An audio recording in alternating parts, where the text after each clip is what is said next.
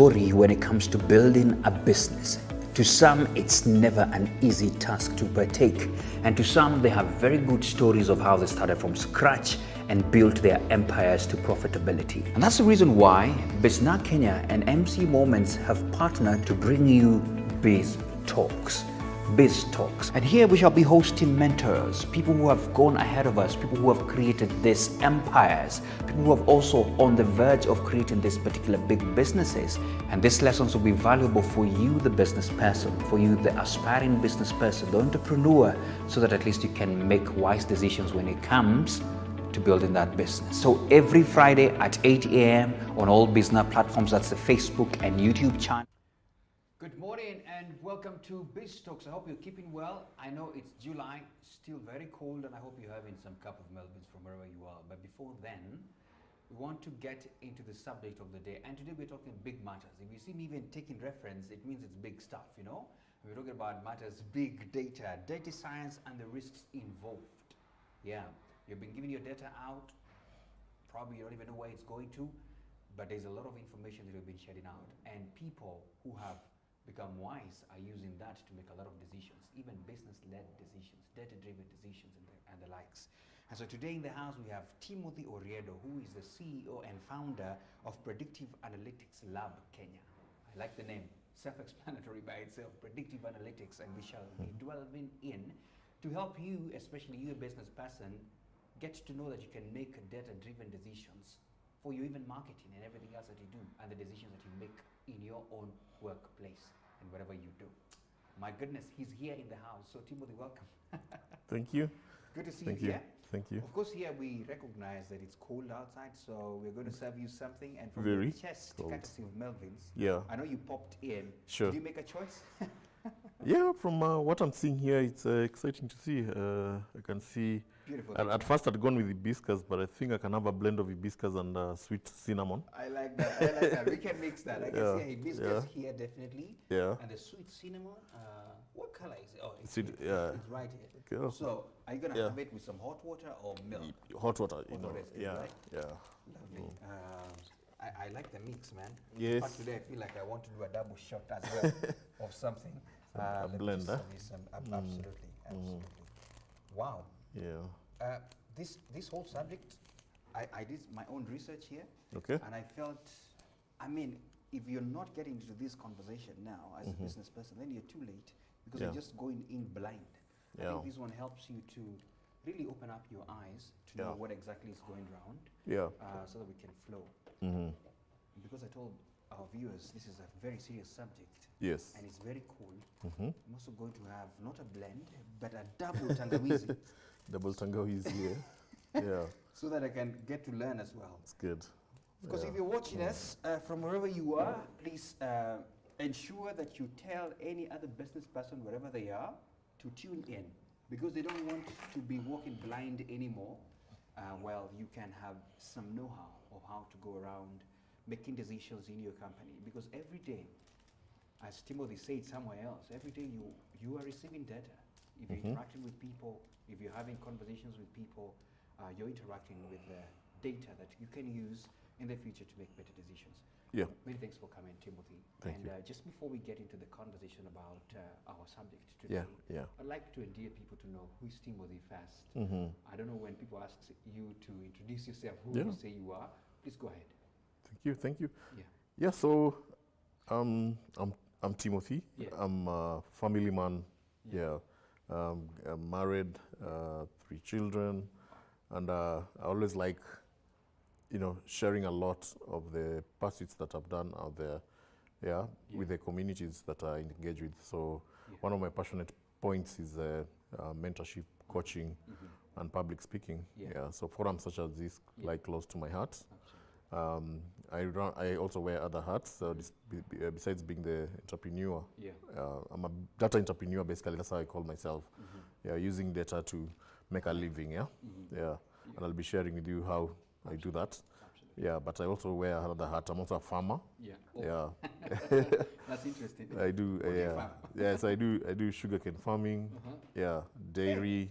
Where is your farm? Is it in Western? Yes, the farm is in Bungoma County. Yeah, that's Yeah. the place where we know sugarcane comes. Yeah, it's a new sugar growing zone. So Okay. yeah, we've been trying to leverage a lot as an investment. Yeah, Absolutely. yeah. Absolutely.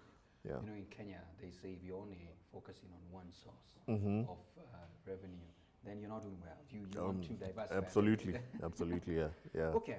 I think that gives a very good brief of who Timothy is. And Yeah. I want to get straight into the space that you're in, as you've spoken about. And I love even the name, you know, Predictive Analytics Lab.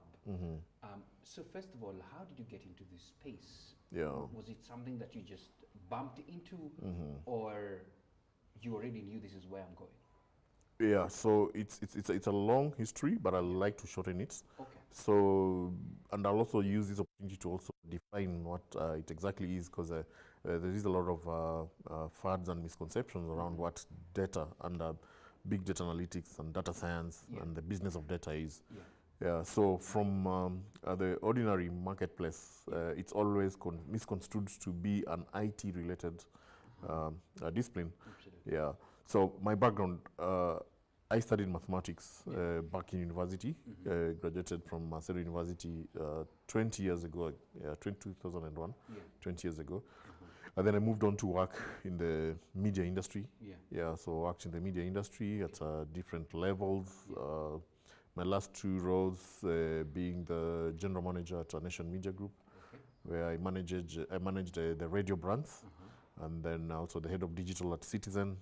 Yeah, so where we were managing the launch and execution of digital assets that Citizen was owning.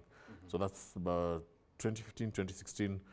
I transitioned into private practice, set up my own consulting firm, so the Predictive Analytics Lab, which was registered in 2017. And from then on, I started using the insights that I've gathered from running businesses into running my own company. Yeah, but before I did the transition, of course, it had been ages since I learned mathematics, and many things had changed. We had the wave of digitalization, where we had the advent of use of social media. We had concepts, of over the top demand, viewers watching content on demand, and that actually affected traditional media. And we saw a flight of advertisers from the traditional media. So the market share that we used to command then as media houses shrunk. Yeah, and with that brought different questions. Are we going to still do things the same way? What's the model going forward? So those series of interrogations that we used to have in executive meetings is what triggered me to start investigating what are the other possibilities, beyond what you're seeing now, and how is that evolution looking. So that's what led me to enroll for a course at the MIT, Massachusetts Institute of Technology, in big data and analytics. By then, we had maturity. We had reached maturity level in terms of our digital marketing. So we had a lot of digital marketing courses. Google was training guys on how to do the SEOs and whatnot. We had Facebook also training SMEs and also professionals on how to do the placement of ads. But then I wanted something now next. So there's something we call the Gartner Hype Cycle of Technology. So the Gartner Hype Cycle of Technology places technology in different continents. So ranging, it's a wave, an oscillation of waves. So ranging from a crest of excitement to a trough of disillusionment. So when new technologies come, they hit a peak, and everyone is going there. It's a crave. And you've seen even in context where the cryptocurrencies have been embraced. It have using the same cycle. So we hit that crest with digital marketing. You can see the number of courses that were being offered around that. And let me just take you back a little bit, because this is a cycle that's repeating itself. It aligns to what we call the Industrial Revolution. So we had the first Industrial Revolution, which was around using the steam. So that's the era of the Christopher Columbus, Vasco da Gama. If the steam was not powered, Africa will not have been discovered, in quotes. America will not have been discovered. So these industrial revolutions lead to discoveries of sorts. And then after the steam, actually the first vehicle was made out of steam. I don't know whether you know it. It had a huge boiler in the front, using firewood to fire the engine. And the thing will move like almost 100 meters for 45 minutes. Yeah. So the steam engine was critical in laying the foundation of our evolution. Then we moved on to electricity.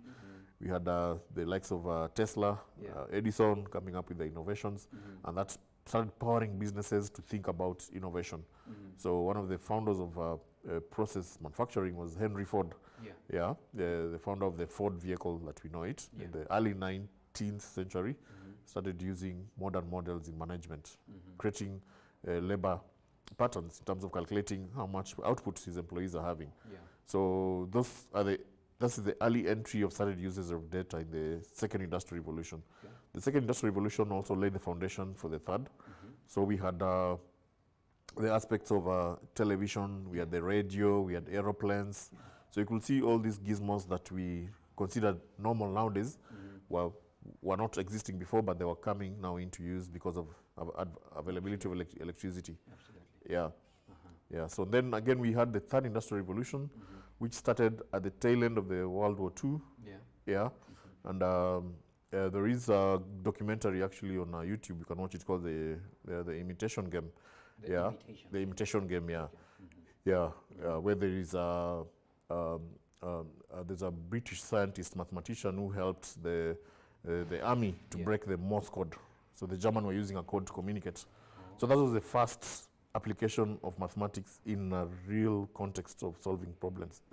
So the World War II would not have ended unless this, why not for the algorithm that this guy had created. That's where data came into play. Yeah, data came into play, and it was a whole team of guys working with different mathematical algorithms, trying to decipher how the Germans were, were communicating. Eventually, when they broke that code, it was still another process to see how do they let the Germans know that they have broken the code, but they need to counter them subtly. So at least, otherwise the Germans will change the code, and they will know that this guy we've been hacked, so we need to change the code. So there's today there's an honor. So the gentleman was called Alan Turing. The British pound is actually has rolled out a currency in his honor. So there's a new currency with his face. There's also what's called the Alan Turing Prize, which is given in his honor. So that's the early advent of algorithms, and it moved on to the 1960s. The biggest breakthrough at that time was the man landing to the moon. So the first computer that was made on the rocket that went to the moon was as big as this room we are sitting here. And it was as slow as the Ericsson 1080. I don't know whether you were existing those days when you used to have a huge phone, which never used to send an SMS even. The processor of that computer was that slow. And the code was written on paper, and it was actually written by a lady. So that's the evolution. That's how we came. Then we moved on the miniaturization of technology. Another law came into place called the Moore's law. So every 18 months, technology changes. So there's computer power increases. So the RAM, what you call basically the RAM. So when the RAM increases, the device becomes smaller. RAM increases, device becomes smaller. So you can see that even what has been happening to the miniaturization of technologies, giving birth to the social media wave, which now was happening in the late 90s, coming into the early 2000s. So the advent of Facebook, we have the advent of the YouTubes, Google, those social media platforms, which again were riding on the crest of availability of internet. And then secondly, the changing behavior of consumers when they're interacting with those platforms. So what was happening locally? So let's again reflect on the same waves. Locally here, we had the colonization happening. We had what we call the flights. There's the flights that were taking Africans to go and study in American and British universities and bring back the knowledge. And so many specialized fields were created then. So we had Dar es Salaam University, Makerere University, and University Nairobi, which were created for their own reasons. So Makerere University was to train doctors, Dar es Salaam University was to train lawyers, Nairobi University was to train engineers. So we still have footprints of that effect today. So that's why you find Nairobi and Kenya as large as a lot of technology, So we actually are forced to reckon in the region in terms of technology. So every new technology needs a skill set to support. So even electricity, you'll be surprised. We used to have an electricity manager when electricity first came. Yeah, There was a manager. yeah. Now, I can tell you, for example, that when social media came, you used to have social media manager. Yeah. And nowadays, do you hear of a social media manager? So everyone, by default, is supposed to know how to manage social media. Yeah. You can even tell from the young ones. We used to go to college to be taught about Microsoft Word, Excel, PowerPoint. And you'll put it on your CV that you're proficient in. You've done this. Yeah. Now it's a basic. If you find someone with their CV written that way, now you'll not take them seriously. Yeah? You're Yeah? not serious. Yeah. Sure. On the business landscape, look at where did ZTech start? Yeah, just tell me, ZTech, where did it start? I think it's just about technology. Yeah, what was the initial courses they were They were offering? doing MS Word, those things. You know. Exactly. And Yeah. where are they now? Now they're Yeah. a whole university. Exactly, yeah. So that's what technology does. It evolves, Okay. and then it elevates you now to a level where you are. So that was the third industrial revolution. Yeah. Yeah, so now we are betting big on the fourth industrial revolution. Okay. Now the fourth industrial revolution is being driven by technologies such as smart voice recognition, image recognition, Yeah. video recognition, robotic process automation, blockchain, artificial intelligence, machine learning, Yeah. IoT, and those are technologies that we are betting big on. Yeah, we started that journey 3 years ago. Yeah. We've been developing training programs, first of all, to evangelize and improve the capability and skill sets Yeah. of our professionals to work with those tools. Okay. We've also been developing softwares. Yeah. Yeah, so we didn't start training first. We started by developing softwares because I think people feel Acquainted to understand when they software. see something in action, they'll see, yeah, okay. Okay. But then we had to commercialize our softwares. Okay. So it's, I want yeah, to cut you short there Yeah. because yeah, because I don't want to lose my viewers today. sure. Yeah, But can I- I love the history and how you Yeah. brought it up and how we are and why we are here now. yeah, And the fact that now everybody can recognize, nowadays even Safaricom says for us to identify you, sometimes, you know, my voice is my password, so even voice recognition and all of that, that's Yeah. where we are. It's Yeah. no longer just a pin and all those kind of things. But I just want to take you back now, Yeah. and I want to let my viewers know that actually that you're a teacher and you Yeah, teach yeah. at Strathmore. yeah. And so that's why I'm also on the spot. Sometimes I'm answering questions, no worries. But let's get to the definition terms. Sure. Because we're talking big data. Yeah. We are talking, data. And somebody is watching and saying, okay, what's all this, by the way? So can we go to the one-on-ones? Okay. And just help us just understand. Now that we're talking about data, because with the advent of what you've said, the history Yeah. that you've said, then a lot of information is being collected. Yeah. Help us understand big data. Yeah. So I can just break it down Yeah. in business terms and then also technological terms. So in technological terms, data is just bytes. Okay. Yeah, zeros and ones. Yes. Yeah, so it involves inscription of information to be understood by the computer and also stored. Yeah, so you see a lot of simulations when you see data, it's zeros and ones. The way computer communicates is zeros and ones. Yeah. Yeah, so that's the model of computers we're using now. But there is another wave of computers coming called quantum computing that does not communicate in zeros and ones. Okay. So that's the fifth industrial revolution, yeah? Okay. It's coming, yeah. It's But you know, that's no topic for another day. Yeah, so in business definition, data is a set of evidence about a historical Yeah. happening. Okay. Yeah, so I like using the word information, yeah, to define data. Yeah. Yeah, so when you have a lot of information coming in, yeah, that information forms a piece of insights for the business. Absolutely. Yeah, you've got many pages of business transactions. When you compile them, you compile them and you have certain trends. Those trends inform you about the performance of your business. Okay. So that becomes a piece of insight that you've got. Okay. That insights, if you take action on your insights, that becomes wisdom. Okay. Yeah, so there's a clear demarcation in terms of how information flows into the business. So how does information flow? So it flows in through your, for example, digital assets, Yes. your customer networks, your interactions with the different ecosystems. Maybe if you're in production business, manufacturing, there's a lot of things happening on the ground. Absolutely. Yeah. So you look at the last mile, where you interact with your ecosystem, Yeah. both on the consumer-facing side and then also on the production side. How are you collecting that information? Yeah. Yeah, Okay. yeah, Just for the sake of the same of understanding, yeah, and I think I want to help a lot of people who could be watching and are trying to understand this for the first time. There is the place of the brick and mortar, Yeah. how people just would collect information and store that as data. But now we've gone to the, let me use the word machinery level, Yeah. where it's going to collect data for yourself as well, Yeah. that you can use to make decisions. Yeah. And what you're saying is that we have even corporates where they go to the last mile, Yeah. where they're seeing what's exactly happening on the ground, and they can make decisions based on the information collected. Yeah, yeah. From their salespeople, everything Yeah. else down there. Yeah. That can really help corporates make decisions on maybe where we need to take more of these shoes if Yeah. it's a shoe company, Yeah. and these are the Yeah. shoes are bought more in these other places because of what they're getting from that. Is it? Wow, love it. So Yeah. now, we are trying to understand this, and by the way, let me ask you, because I Yeah. see a lot of these apps coming up, and some of them, I go to the place of installing them and I stop because they ask for permissions to access whatever access. That's also data I'm giving, right? Yeah, precisely, yeah. Information you're giving out. Yeah. So we need to be Yeah, careful when we're giving that, right? Yeah, yeah. Actually, every time you encounter the word data, just replace it with information.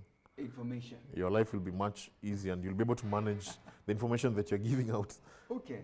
a bit better. Okay. Yeah. Okay. Let's Yeah. get now to the businesses. Yes. Because especially startups and SMEs, because there are a lot of people who are watching and now on that. Eh? Yeah. How is big data and the analysis of it helping in increasing the business revenues and even footprint? Yeah. So, in principle, data involves three dimensions. Yeah. So, data enables discoveries. Yeah.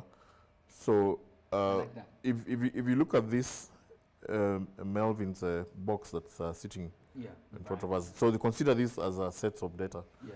You know, Yeah. you've sorted them according to a certain order. Yeah. Yeah. You've sorted them according to color, brand, size. Yeah. Yeah. Absolutely. So there was a sort of methodology that we are using when you're doing that sorting. Yeah. Yeah. Yeah. So that's information big. So in a business also that happens. Yeah. You have information. Can you imagine having this jumbled up in a box somewhere? You will not have known, I mean, how many Melvins you have which are green, how many are yellow, how many are, and which brands, yeah? Yeah. So that's the same principle that happens. So data is for creating discoveries. Yeah. The first principle is by creating, in business we call them dashboards, Yeah. yeah? But in ordinary language, it's called visualizations. Okay. Creating visualizations help you understand Yeah. and create patterns.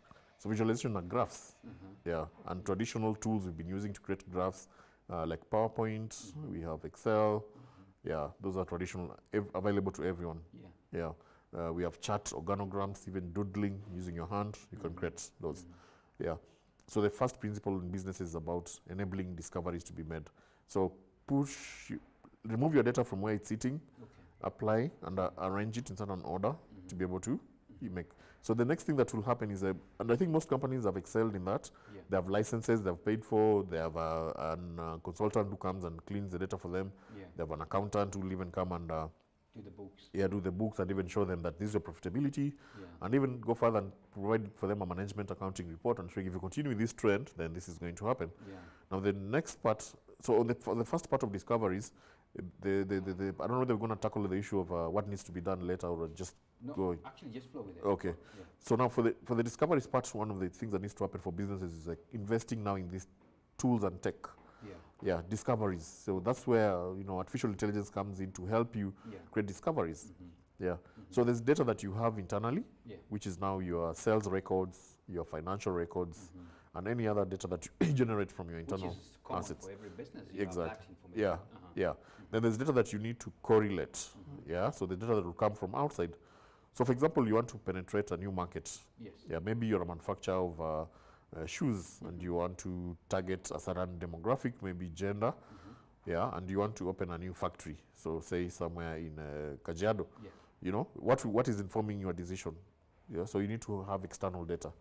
So there's a lot of help on the why Yeah. and what's informing you Yeah. from the data that has been received. Exactly. So Yeah. for someone who wants to start such a business in Kajiado, Yeah. he needs to get some data from Kajiado somewhere. Yeah. Somebody will store that data, right? Yeah. So for example, the Kenya census data has got very rich information about our demographic distribution, Yeah.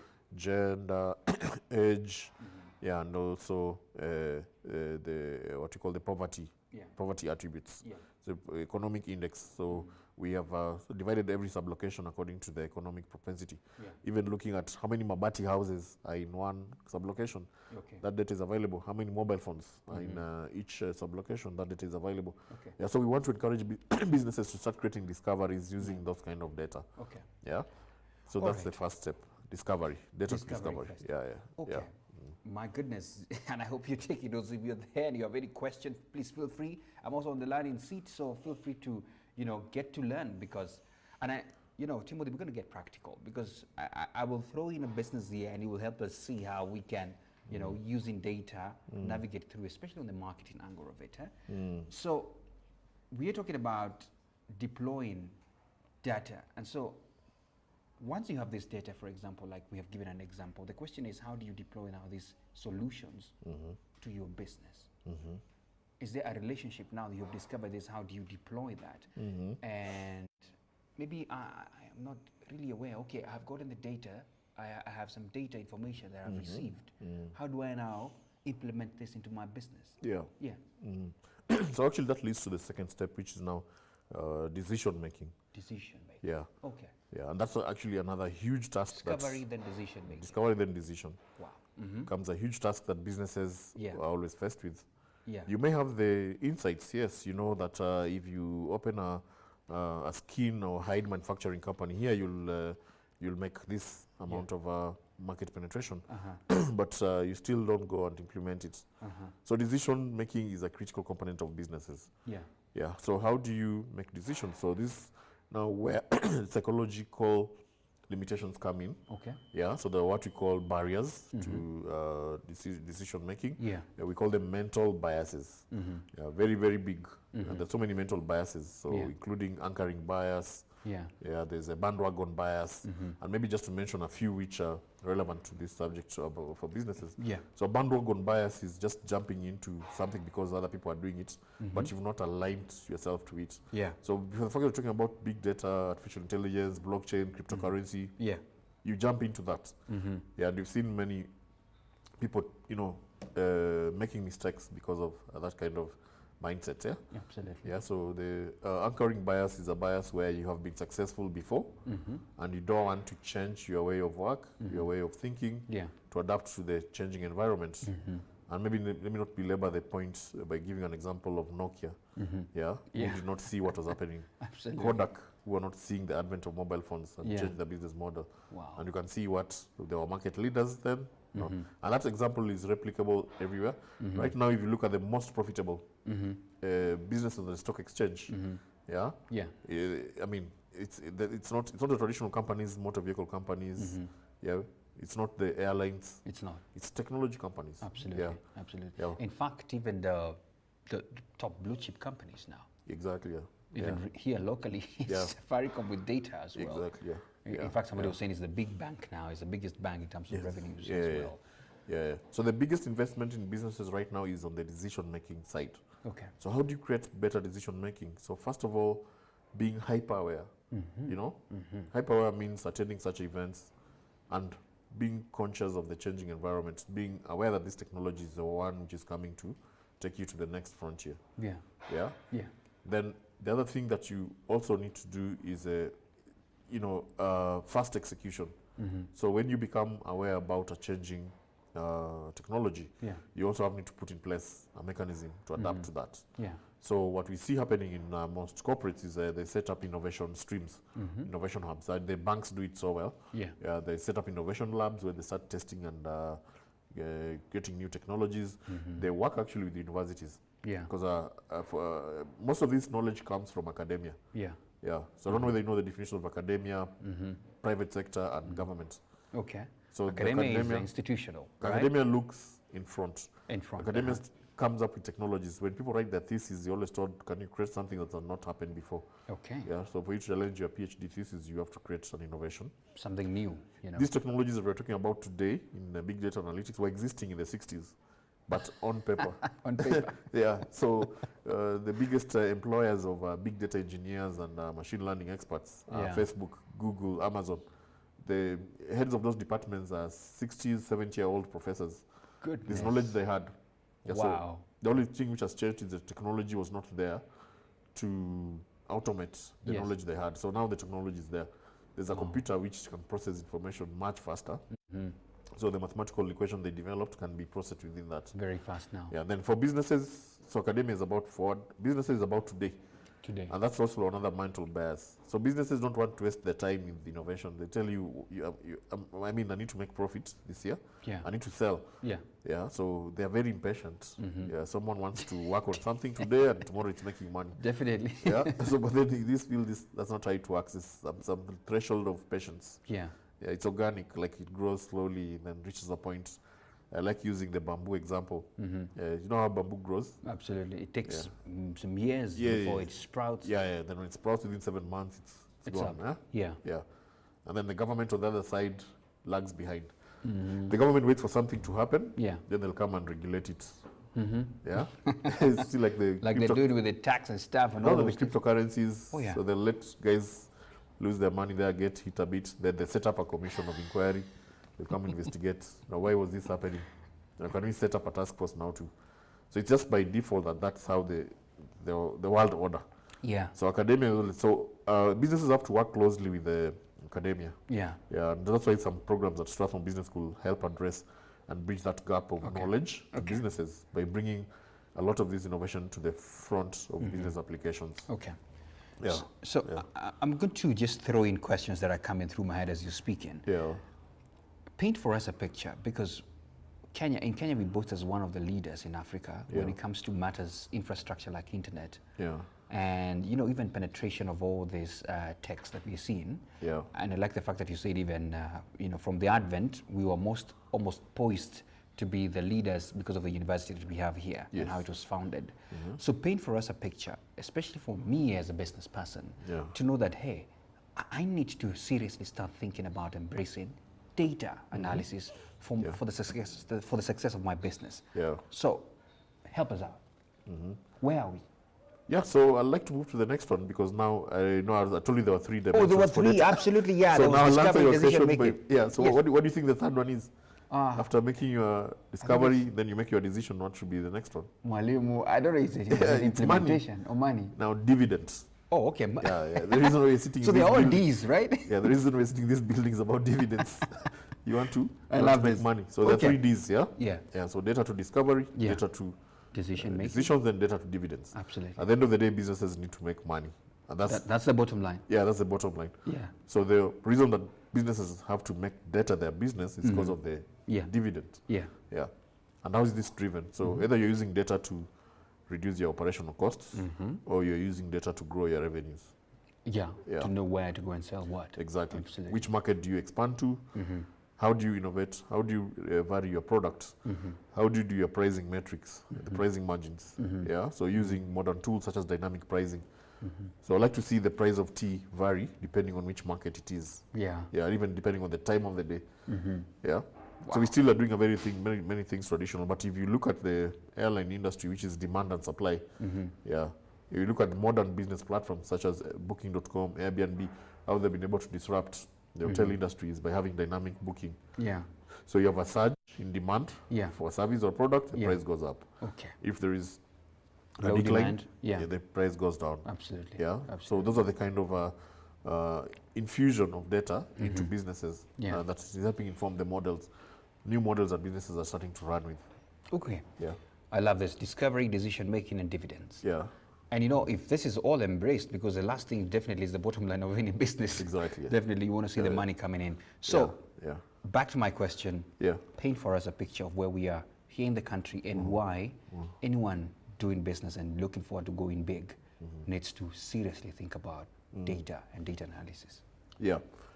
Yeah. So of course Kenya's had a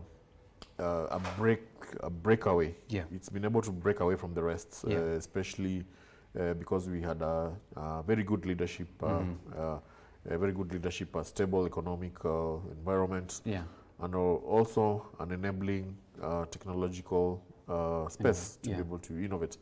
Yeah, so we have M-Pesa here, which is which is already gone global. You can see how we've been able to create that. Yeah, so just leveraging on that and then looking at the penetration of the internet. Yeah, we are among the country with the highest internet connection speeds. Yeah, and this is not just in the urban areas, but also in the rural areas. So there's higher internet penetration. Smartphone numbers are growing. Connection to social media platforms are growing. Yeah. So what does that mean? So in this evolution of data, data is on the third tier. So the first tier is digitalization. Where you transform from analog to digital. We fared so well in that. Yeah. So the same way you had the first industrial revolution, second, third to fourth. Also, we have to evolve. Yeah. You cannot have data to analyze if not digitized. Yeah. So can you imagine if you're still talking on the phone booth? Yeah. How will you Fuliza, for example? Yeah. So Fuliza relies on your M-Pesa transaction history. Yeah. To develop a model and give a recommendation on how much you should be given. Yeah. So we can look at that in terms of the advantages which have been set apart by the previous evolution. So digitalization has helped us. We have websites. Our websites can carry information. We've created plugins in those websites. So we've transformed our website just for places for information to places of action. So you can know the number of clicks that you're getting, how many visits, beyond all that. Actually, there's attention, interest, desire, then action. Wow. So you come and see that I like, this Melvin's cap. So what's the next thing? Do I need to go and buy it in a shop? No. So you just create an e-commerce platform. So when I see it, I like it, let me buy it there and then. Wow. Yeah, so that's the e-commerce engine. And that's what we're encouraging businesses to look at the entire. And then after you do that, then let's talk about analytics. Yeah, but then we cannot talk about analytics yet you don't have those websites. Because what will you analyze? That's true, by the way. Yeah. And does that inform then why sometimes if I visit a certain site, all of a sudden, on my machine, or on my phone, I'll start getting a bit of ads, let me know that you can actually get this from here. Yes, exactly, So those are cookies which have been embedded in these websites. That's how analytics is used. Yeah, so we call it recommendation engines. Yeah, and it goes even beyond visiting websites, even just by talking. Yeah, so these mobile applications that we carry, even the mobile phones, they listen to our conversations. So you could be having an innocent conversation with your friends about visiting Naivasha, for example, for the rally. And it will start recommending to you hotels that you need to book Hotels you can go to, Yeah, so those are the kind of artificial intelligence applications that businesses need to take advantage of. So you don't need to have the skill to do it, but you need to be aware that I can do it. So how do you take advantage of that? So by creating a good SEO engine for your adverts, you can be able to get the right mix of clients at an optimum budget. Yeah. So it's about, remember, dividend, minimizing costs. So don't splash. There's an advertising approach we call splash and spray and pray. Where you just go and blast millions of shillings advertising, then you wait for the customers to come. Right now it's targeted. Very targeted. Everything is measured. Do this or get this. No wonder even for your Facebook ads, Google ads, you have specifications even to age the kind of people you're targeting. That's granularity.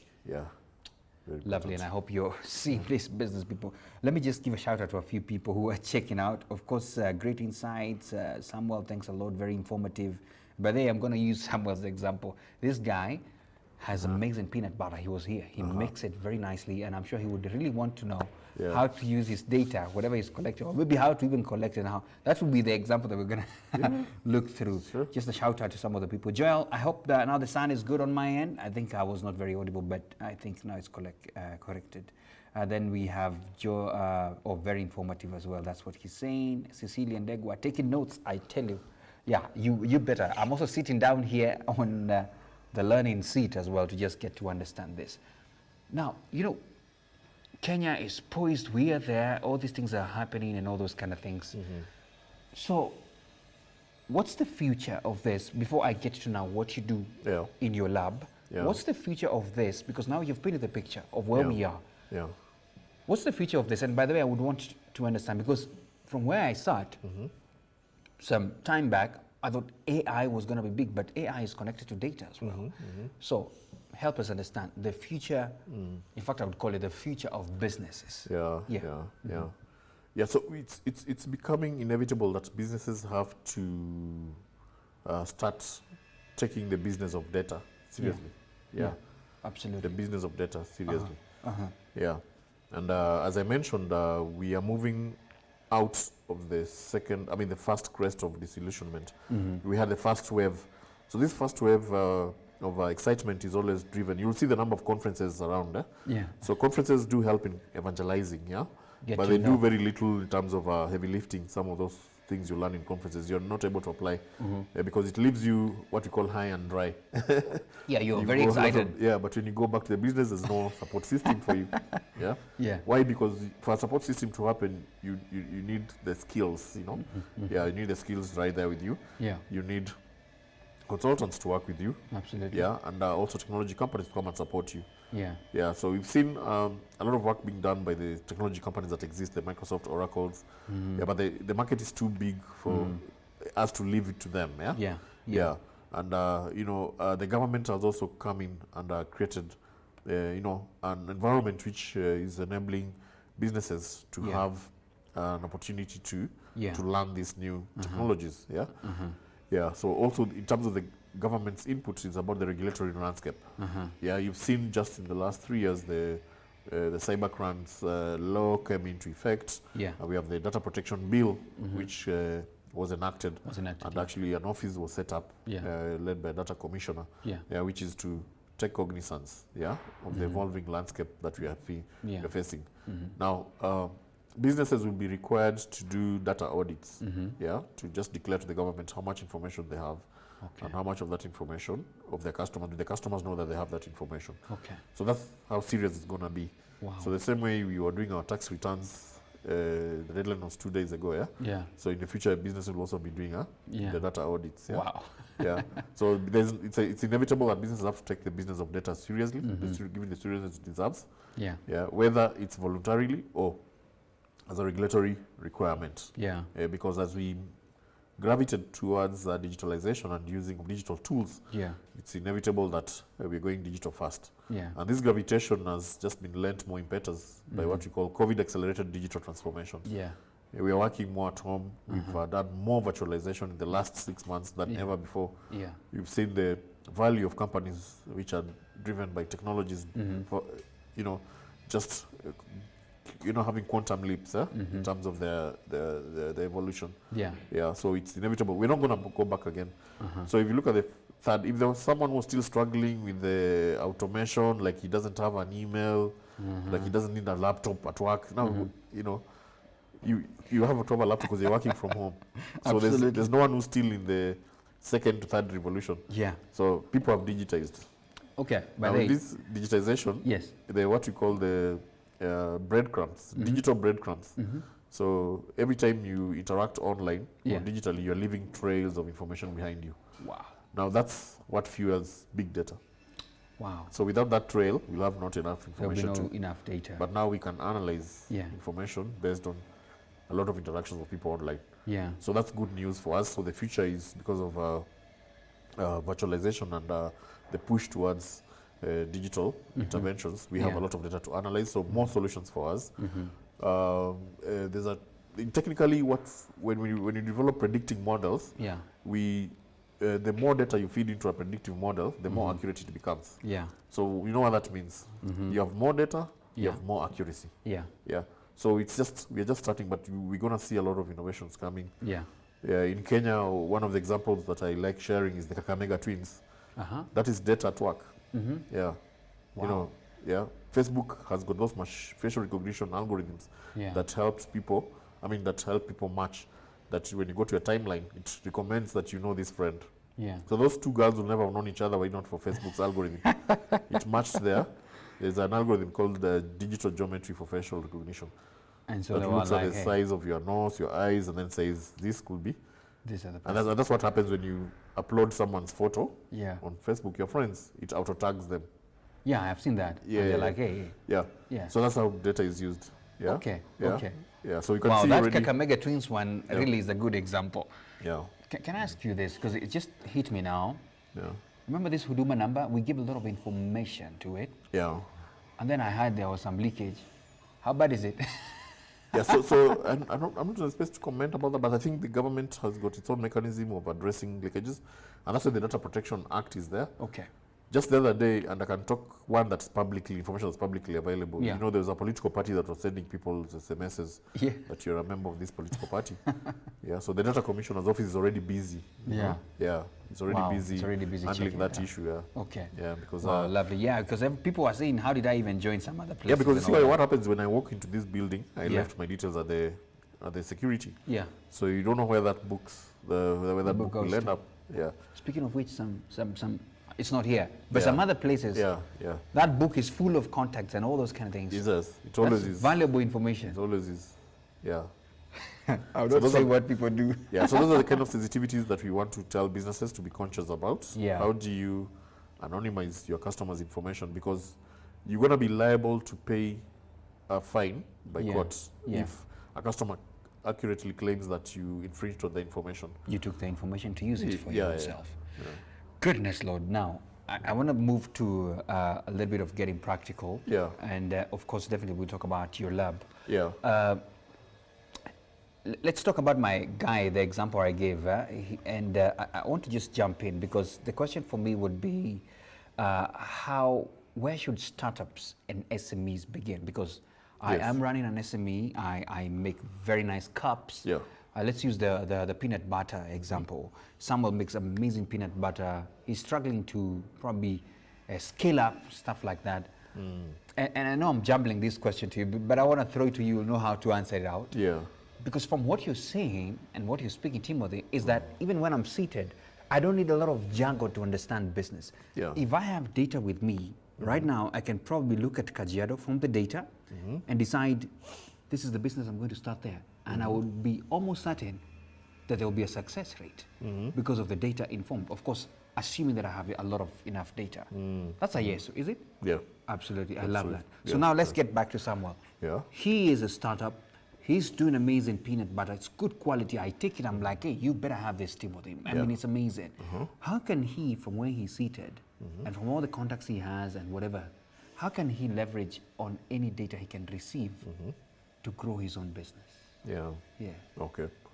Yeah. So for SMEs and startups, one of the biggest advantages they have is they have motivation. Yeah, You've got absolutely. the motivation to Yeah. succeed. Yeah. So remember, you're on the growth phase. So Yeah. during that growth phase, it's always characterized by resilience. Yeah. Yeah. And that is the same principle which applies on data, because data is still in the nascent stages of being applied to businesses. Yeah. Yeah. So that's the stage where I can actually encourage them to use a lot more of these tools to be able to create and better insights. So first, it will be able to reduce wastages, yeah, by creating proper targeting Okay. of their market potential, and then also to develop right predictions in terms of the consumption trends. So at least to avoid overproduction of the commodities. Yeah. Because Or most the of peanut these, butter, for example. Yeah. yeah, most of these commodities are time bound. Yeah, so Absolutely. you don't want to end up with a lot of expiries. Yeah. You also don't want to expose your commodities to counterfeits by overproducing, and you don't have to keep track of what's happening out there. Yeah. Yeah, yeah. So one of the things we do for businesses is to be able to create models. Yeah, so you already have been in business for some time, so you have some existing data. So we analyze the existing data, and we're able to mine data in terms of the attributes of those existing customers, and then now we go and map it to another larger data set of other existing customers. Then we look for similarities. Okay. Your loyal customers, what are their attributes? What are their likes? Yeah. What are the, in terms of age, behaviorally, regionally, where do they find them? What time of the day do they purchase the product? Yeah. Now, when you go and map it on a new data set, you'll separate the chief from the chaff. Wow. So that's how you do targeting. Then And you'll be able to now get more related people who want to Exactly. buy your product. profiles. Yeah, yeah. Because they say the data doesn't lie. Yeah? Yeah. Same. Yeah. So, you know what you're saying, Timothy? You're killing the billboards. Anyway, I'm just saying. We billboards in business, we actually have a machine learning software that helps advertisers choose the right billboard for them. It's a live tool that's actually running. Okay, I like Yeah, that because yeah. somebody was telling me there's a reason why you see the latest Audi Yeah. being advertised on, roads that leads to Runda and wastelands and all. Yeah. Then you'll see a very nice Probox or some other roles. I don't want to mention, people might attack me. Yeah. But it's all about data and where people are, their economic status and all those kind of things as well. Yeah. It's about that demographic and targeting. Yeah. So what you're saying, even for people who go to advertise on billboards and the likes, you want to be informed before you just jump in. Yeah, we have that data that shows which brands advertise where. Wow. Yeah, so that's actually mimics or resonates with the demographic of that place. Okay. Yeah. This is now making sense a lot for me now. Yeah. Predictive analytics. Yeah. Let's talk about your lab now. Yeah. And of course, I know in the bits you've mentioned what you do, but let people know, because probably somebody's saying, okay, that's important. So where do I see you? Where do I get you? And we're telling them it's at Predictive Analytics Lab. Yeah. And what do you do there for them? Yeah. So thank you for that. So Predictive Analytics Lab was primarily founded against a backdrop of providing tools and interventions to help businesses. Yeah. So we purely founded ourselves for the sake of businesses. Yeah. To help them make sense of their data. Yeah. So how do we do that? So we do that through softwares. So we develop softwares. And I'll be breaking down softwares. We run training programs. We develop data strategies. And also we do data analysis itself. Yeah. So if I go back to softwares, so we develop softwares using machine learning technologies. Yeah, so the example of the softwares that we have is the one I'm telling you that helps advertisers and business people locate the best location for their shop. For their shops. Wow. You can go to that app. I can give a link they can download. You can use it. So you can download an app and you go and take a photo of a building where you want to open a shop. And we have a list of businesses that we've put on that dashboard that can recommend what business you can put in that place. So you, depending on what you want, a kiosk, you want a garage, you want a barber shop, you want a salon, a bar, just choose it. Then upload the photo. And then the system will tell you the viability of that area to that business. In terms of, it pulls data of existing businesses. They're right there. So we've been able to embed algorithms from Google Maps. So if you put a bar, it will show you how many bars are around there. Wow. And there's some businesses, we call this location intelligence. So there are businesses which thrive when you have other businesses around. That's true. And that's why you have the beer belts. Like a hotel needs a place where people can come and eat. No, like for example, you go to Kirinyaga Road, you'll find garages. Garages are there. You go to Kenyatta Market, you'll find salons. That's true. There are businesses which thrive when the other businesses around. Oh, wait a minute. So you're saying related, kind of? Yeah, so that's the model we've developed, the algorithm. Okay. So it tells you if you open your business here, this is the performance of the business. You'll succeed or the rate of you failing. Yeah. And then also it has information around what licenses you need, how much capital, blah, blah, blah. But the main thing that we do is creating for you a model that you can be able to understand. If you want to open a new store, even banks use it. If you want to open a new branch, is it going to be viable in this area? Do I need to open a bank, or do I just need to create more agents around here to support the existing bank? Wow. Yeah, so it's location intelligence. So that's our first software. We have another software that we've developed for predicting the next employee to quit the company. So about predictions. So this is used by mostly HR professions. So you're able to look at the performance and 7 different attributes of an employee. And you can see whether the employee is headed, it will not last more than 2-3 months. Oh, I love this. That insight is important so that you can be able to create the right intervention before it happens. I have to ask a question. What are some elements that you pick up on that data? So that one, that for HR employees, we look at employee satisfaction, we look at the number of years employee has worked, his salary range. We look at how many promotions he's been given before, how many projects he does. There are like 8 different parameters, and we use 15 algorithms because you have to test the accuracy of the algorithm. So the accuracy the algorithm that we choose to use an accuracy of 98%. That means for a HR profession, yeah, you might end up just having a 2-minute interview of just meet the face because you have a lot of information with it. Exactly, yeah. By the time someone is walking in that door coming for an interview, you can tell whether he's employable or not. Wow. Yeah. Lovely. Yeah, yeah. So also in the finance sector, we develop softwares for the banking industry for predicting churn. What is churn? The next employee to default paying an installment. Yeah. or an employee who's about to default paying a loan. Yeah. Yeah, so this time of COVID has brought in what you call unprecedented circumstances. So most banks are recalibrating loans around that. Yeah. But businesses can also use the same to predict who's the next customer they can acquire. Yeah. Yeah. Yeah. So in principle, our softwares are doing what you call predicting and preventing.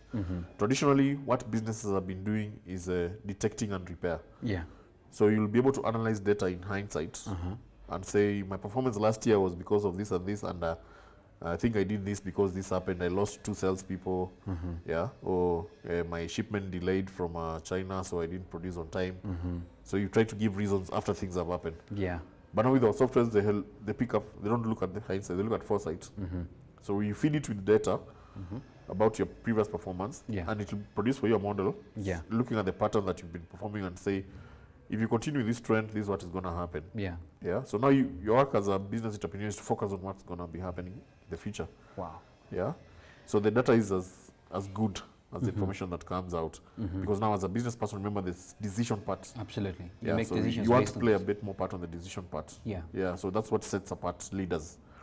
Yeah. So you don't have to be the one technically doing the analysis, but you are the domain expertise. So if you're in manufacturing, you know, if you're in training, or if you run a restaurant, that's your expertise. So you want to put all your energies in that. So you let us support you with the softwares that we can give you, but now you focus on the output that's coming from those softwares to make the right decision based on that. And this can apply almost everywhere, from hospitals to everything. Exactly, yeah. In hospitals, in patient care, there's now what we call the same principle, predictive. So hospitals will shut down in future. Why? Because you'll be predicting that you'll be sick. No, serious. In the developed world right now, doctors are being reassigned roles. The kind of curriculums being taught in medical schools is quite different. Wow. Yeah, it's about predicting. Now, just look at the way COVID is being analyzed. Yeah. True that. It doesn't help to analyze data for yesterday. It's about predicting the waves. And these lockdowns are there to prevent, you know. Yeah, the upsurges and all that. Yeah. So healthcare is changing. Yeah. Wow. From curing to prevention. Wow. Yeah. So I think that's philosophy. That's like the future, man. Exactly. That's philosophy is what we're trying to talk about here. Yeah. Wow. Goodness, Lord. Yeah. So the second thing that we do is training. Yes. Oh, yeah. Yeah. So training, we have 3 verticals of training. Yeah. So we train you in technical skills. Yeah. You'll come, we train you with particular softwares that you use for data analysis. Yeah. Yeah. Our courses are certified by NITA. Yeah. And as I mentioned, we also have a lab in the UK, where we are also getting certifications certified by the UK. These are global certifications that you're able to do at the end to show. We'll give you a certificate of participation and then certificate of competency. Certificate of competency based on the exams that you'll have done. Yeah. And why this is important is because in these technologies, we are seeing still different people doing courses online, you know. So we still are just seeing local universities developing curriculums for this. Yeah. So we still don't have local graduates. So we'll be trying to fill that talent gap by providing those training programs. Yeah, to be able to fit into what the traditional skills have been. Yeah. So there's what you call career decay. Yeah. So there's some careers right now which are quite redundant. Yeah. There's even a tool that we use to analyze how long you still have with your career, and the results are quite varying. You've got roles which are called rule-based laws, such as accounting, that have got a higher decay rate. To laws which are human-facing, such as nursing, that have got a more long and lengthy. Because as we talk about fourth industrial revolution, it's about robotic automation. So we are seeing softwares and robots going to take over other jobs. So the jobs which are gone, and they're going completely. Never to come back, but there are jobs which will be created, and those are the jobs which we are focusing on as a lab. Yeah. So we train businesses as well. We train professionals. So we have programs for HR, programs for finance, programs for marketers. Yeah. And also that's the professional vertical. And then the last vertical is industry vertical. So we have programs for banking industry. We have programs for healthcare industry. We have programs for insurance sector, manufacturing sector. So we design programs, and we've partnered with the professional bodies, for example. We've partnered with ISPAC in the past. We've partnered with the HRM for HR in the past. Yeah. Yeah. Yeah. For the industries, we've partnered with the Kenya Association of Manufacturers to develop training programs for manufacturers. Yeah. Yeah. And the partnerships are still open. We're still open to partner. Yeah. Yeah. To Wow. be able And, to create and you're this also knowledge. not just local. Yeah. No, actually, our biggest client base is from across the region. Yeah. Yeah. So we have an active lab in Johannesburg in South Africa. We have Wow. another lab in Johannesburg. I mean, in the UK. Yeah. Fully registered. Yeah. Yeah. So our programs run across. We have clients in Uganda, Tanzania, Rwanda, Zimbabwe, Namibia, and actually COVID just helped open up. More So yeah. opportunities, yeah. So we have no restriction in terms of where we can reach. The same problems that businesses are facing locally are the same problems They're facing outside yeah, as well. yeah. Wow, lovely. That's a lot of credibility right there. So question, I'm just going to shoot it as it is. Yeah. Somebody's asking, how can I join? Yeah, tell us, okay, how can I join Predictive Analytics? That's the question. Yeah, yeah. So I think they're asking maybe how to join the lab. I'll join. Yeah, okay. Yeah. Yeah, so we can just go to our website, www.predictiveanalytics.co.ke. Okay. Yeah, then you'll find the place there where the courses that we offer. Okay. Yeah. All right. Yeah, you can also send us an email. Yeah. And then we'll be able to respond to you. The email is on the website. It's on the website. So Yeah. please visit that, www.predictiveanalytics.co.ke. CO.ke. Yeah. Lovely. And by the way, this is just, it's open for anyone, is it? It's open, yeah. We are democratizing data. Okay. Yeah. Okay. We have 80% of our participants are coming from non-technical backgrounds. Yeah. And they end up being the best. Yeah, so... Can I ask you this question, because you mentioned it, the one for location intelligence. Yeah, You said yeah. it's just there. Yeah, we've had Is time it- we could have done a live tool. You could see where those participants are watching from. Yeah? I know. You can see on a dashboard. It's quite exciting. You have to see. HDMI cable. I wish you had one. I would have already done it and then sent it there. Yeah, But don't worry. yeah, Next time when you're here, we shall do it right Sure. live. So another question here. What's the biggest areas of opportunities for data science students and practitioners? Yeah. So the biggest areas of opportunities are in consulting. I know you may want me to tell you about employment. Employment is always there, but I think we have the tricky thing about data science is you automate yourself out of your job. Yeah. Yeah. So you cannot be a data scientist and work in a place for more than 1.5 years. You automate yourself out of it. Yeah, if you're really genuine about what you're doing there, Yeah. you automate. You may create a not script fit. that does your work. Yeah. Yeah, so the biggest opportunity. But then the biggest industry is employing right now is telco sector. Yeah. The telco sector has huge volumes of data that they derive from their customers. That's true. Yeah, voice, images, transactional data. You can just see Safaricom and look at the mobile phone. It's amazing. The kind of I data know they even the generate. apps and what they're doing now. Yeah. Yeah. Yeah, and then the other second sector is the banking industry. So Yeah. the banking industry has got also a huge appetite Yeah. for their biggest appetite is on reducing risk. Yeah. Yeah, reducing risk of loans. Yeah. Yeah, so they're always building models that can predict Okay. about churn or credit scoring for loans defaults. Yeah. And then the other industry also is retail. Yeah, so customer acquisition. So data scientists have a lot of work to do in those industries. Yeah. Yeah, so if you are planning to acquire those skills, you're definitely guaranteed of opportunities. Yeah. Yeah. Yeah. Yeah. Yeah. It's really a good place to be in right now as a profession. Okay. Yeah. Okay. Yeah. Let me just read this as it is. I know Sure. it may not be related, but anyway. Yeah. Stephen Zioka. I'm a student at Muranga University taking entrepreneurship and small enterprises management. And I've found myself giving people many business solution advices. How can I turn that into a business? I don't know whether you can advise the student. Okay. Yeah. So yeah, that's good. It's a good thing that you're actually sharing. Yeah. Yeah, because through sharing also you tend to grow your network. Yeah. Yeah. So I think what you might need to do is create a platform where you are sharing that information. Yeah. Let it be organized. Yeah.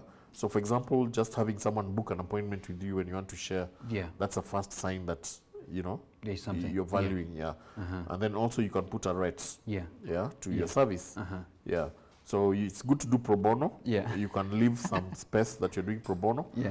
but then also make can't just the live with that. prospective, yeah. Yeah. And then also rely on referrals. So go back to the guys you've given your advice before. Yeah. Let them do for you testimonials. Did Yeah. it work for them? Yeah. That was it. And then let them recommend other businesses, yeah, to come on board. Also, yeah. You know, we have spoken for more than an hour now. I didn't Yes, know. okay. I mean, this information is amazing. Yeah. And you can tell we can't end this conversation. And Yeah. of course, definitely you have to sit back here because we need to always predict the future. Sure. I've done with this question though. Yeah. What in this career, this entire profession of data, are you most proud of? Yeah. So I think what I'm most proud of is, you know, just to, I left a corner office, yeah, and go right at the muddy, you know. The ground. Yeah, the ground, yeah. Yeah, the ground, yeah.